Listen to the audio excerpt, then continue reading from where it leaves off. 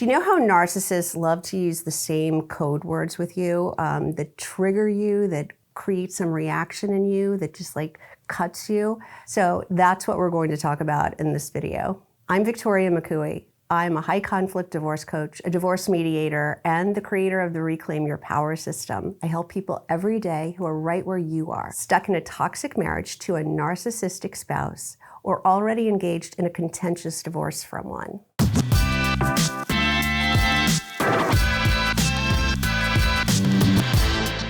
All right, so we all know about these code words. It's like they have meetings and they decide on what the best practices are for getting to you, for diminishing you, for making you feel bad about yourself.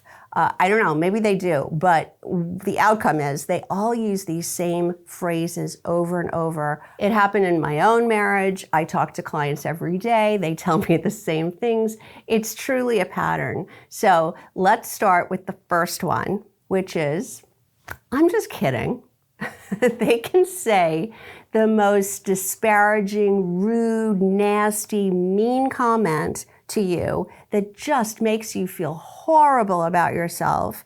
And when you call them out or react or get upset, they go, I'm just kidding. The damage is done. Even when they say, I'm just kidding, you know there's some underlying truth to that. This is one of these really insidious tools they use to make you feel bad about yourself, diminish your self-esteem, lower your self-worth, reduce your confidence.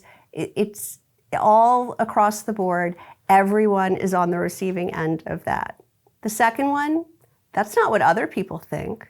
All right, it could have other twists, like it could be everyone knows that what you're saying isn't true. Everyone believes the opposite of what you're telling me. Like, it's that everyone else does it differently than you or thinks differently than you. So obviously, this is making you feel like the way you think is wrong. Everybody else thinks something else when they say that's not what other people think.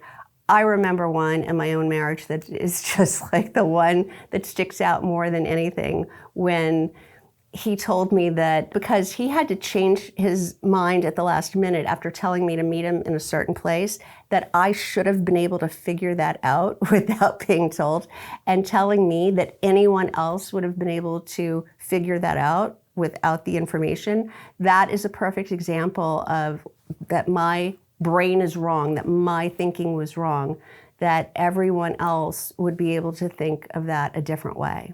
Number three, that's not what I meant. This is along the same lines as I was only kidding, right? That's not what I meant. You're the problem. You misunderstood what I meant. Not that what I said was mean or bad or ugly or rude or any of those things, but you misinterpreted it. So it's putting all of the blame on you. Number four, I thought we were a team. When you won't subscribe to whatever crazy idea, stupid financial move, ridiculous decision, whatever craziness they want you on board with, I thought we were a team. You're not aligning with me. You're not coming on board. Again, now it's your fault. It's not about having an equal say in the decision making. It's now making you feel bad that you're not being cooperative. You're not being part of the team.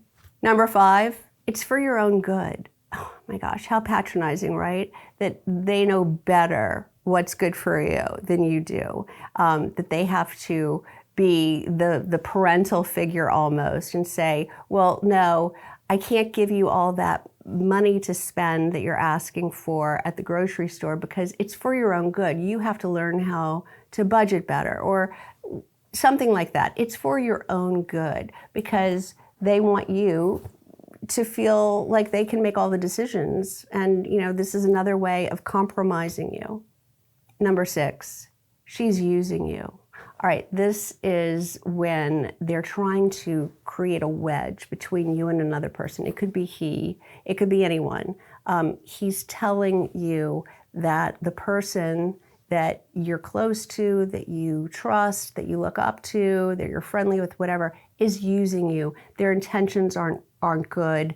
They're emotions aren't real, their friendliness towards you is fake, or their love for you is not real. I remember being told my mother doesn't love me, just anything to create a wedge between your family and friends so that you're isolated, and that way they have more control over what goes on in your head because you're not getting any other outside influence. You're just listening to what they say. So they're very intent on isolating you and keeping you away from other people who may support you. And finally, number 7, you're being too sensitive.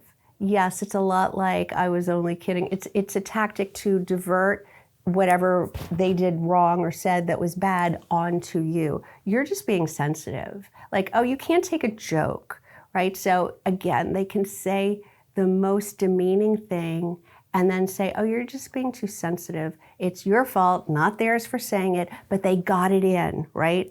They divert the intention onto you, but they still got in their dig and now blaming you for reacting badly. Have you been on the receiving end of any or maybe all of these code words? If you are dealing with this and you need some help, you can book a call with me. I'll put a link in the description below where you can get right on my calendar. Did you find this information helpful? I hope you did. If you liked this video, will you please give it a thumbs up and don't forget to subscribe. Thanks so much for watching. I've linked a couple of other videos here that I think you might also like, so I hope I see you in the next video.